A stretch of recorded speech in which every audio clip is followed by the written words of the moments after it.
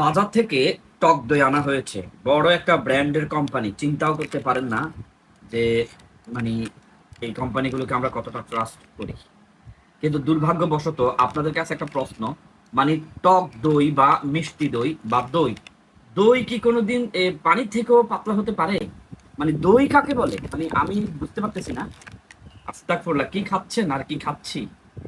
ভেবেছিলাম এটা খাবো, কিন্তু এখন 100% বলতেছে টাকা গেলে যাক, গরিব মানুষ কি করবো আর।